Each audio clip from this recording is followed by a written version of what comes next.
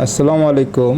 আপনারা যে অঙ্কটা দেখতেছেন এখানে লেখা আছে যে x plus y plus three is equal to শূন্য।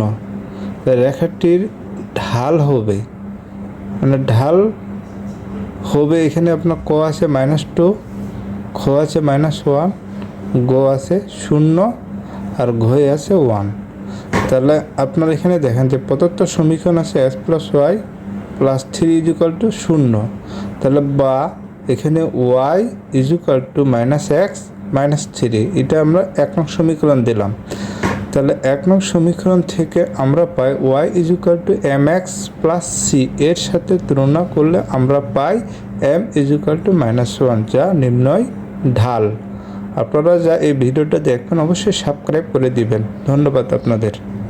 আসসালামু আলাইকুম। এখানে আপনারা অঙ্কটা দেখতেছেন, যদি এর মান B, A power B equal to C, B power C equal to A এবং C power A equal to B হয়, তবে নিচের কোনটি সঠিক হবে। এখানে আপনার নৈবেত্তিকগুলো দিলাম না, অঙ্কটা সমাধান করে দিলাম।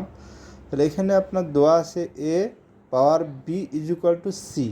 তাহলে আমরা যদি এখানে এর মানটা বসাই, এর মান দেওয়া আছে যে এ equal to B power C. তাহলে এর মানটা আমরা এখানে বসাইলাম। তাহলে এখানে এর মান হচ্ছে বি পাওয়ার সি। তাহলে B A equal to B power B C equal to C.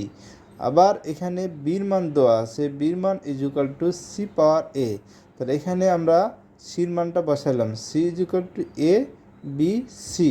তাহলে এখানে আপনার সির মনে করতে হবে সি, যদি কোনো কিছু না থাকলে সেটা পাওয়ার 1 ধরতে হবে। তাহলে 1 ধরলে আপনার এখানকার সি আর এখানকার সি বাদ যাবে। তাহলে বাদ গেলে আপনাদের থাকতেছে এ বি সি ইজুকাল টু 1। তাহলে A B equal two 1/c।